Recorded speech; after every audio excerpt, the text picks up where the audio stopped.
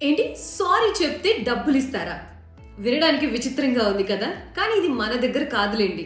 జపాన్‌లో జరుగుతోంది ఇలా. నార్మల్‌గా అయితే మన ఫ్రెండ్సో, ఫ్యామిలీ మెంబర్సో, మనకి చాలా దగ్గరగా ఉన్న వ్యక్తిలో ఏదైనా ఆర్గ్యుమెంట్ జరిగినా, లేకపోతే మనం ఏదైనా తప్పు చేసినా ఇమ్మీడియేట్‌గా సారీ చెప్తూ ఉంటాం. సార్ట్ ఔట్ చేసేసుకుంటూ ఉంటాం. కానీ ప్రొఫెషనల్‌గా ఆఫీస్ విషయాల్లో ఏదైనా ఆర్గ్యుమెంట్ జరిగినా, ఏదైనా తప్పు చేశామని భావించినా కొంతమంది సారీ చెప్పడానికి కొంచెం ఆలోచిస్తూ ఉంటారు. కొంతమందైతే ఇగో ఫీల్ అవుతూ ఉంటారు. నేనెందుకు సారీ చెప్పాలి? అని చెప్పి వాళ్ళ స్థాయి ఏదో తగ్గిపోతున్నట్టు ఫీల్ అవుతూ ఉంటారు సారీ చెప్తే. ఇలాంటి వాళ్ళ మనస్తత్వాన్ని క్యాష్ చేసుకునేందుకే ఈ ఐడియానే బిజినెస్ ఐడియాగా మలుచుకున్నారు జపనీలు.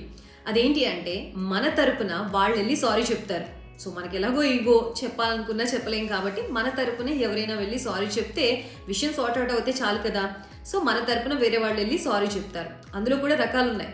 ఫోన్లో చెప్తే 5,000 రూపాయలు, డైరెక్ట్గా వెళ్ళి కలిసి చెప్తే 10,000 రూపాయలు అలా వసూలు చేస్తున్నారట.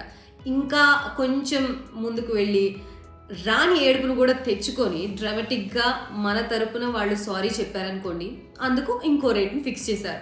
దీంతో అక్కడ వాళ్ళంతా కూడా ఈ సర్వీసెస్ని బాగా యూజ్ చేసుకొని వాళ్ళ ఈగోకి ప్రెస్టేజ్ భంగం కలక్కోకుండా చూసుకుంటున్నారట. ఇలాంటివి ఏమైనా సర్వీసెస్ కావాలంటే ఇమీడియట్గా వాళ్ళని కాంటాక్ట్ అయ్యి విషయాన్ని సార్ట్ అవుట్ చేసేసుకుంటున్నారట. వినడానికి వింతగానే ఉన్నా ఈ పాలసీ చాలా మందికి అక్కడ నచ్చింది. అందుకే మీలో ఎంతమందికి ఈ పాలసీ నచ్చింది? అలాంటిది మన దగ్గర కూడా వస్తే బాగుండని ఫీల్ అవుతున్నారా? మీ ఆఫీస్లో మీ కొలీగ్స్ దగ్గర ఇలాంటి సిచ్యువేషన్ ఎప్పుడైనా మీరు ఫేస్ చేశారా? ఇలాంటి సారీ చెప్పి ఒక పాలసీ వస్తే వాడు ముఖాన ఒక సారీ పడేద్దాం అని అనుకున్నారా?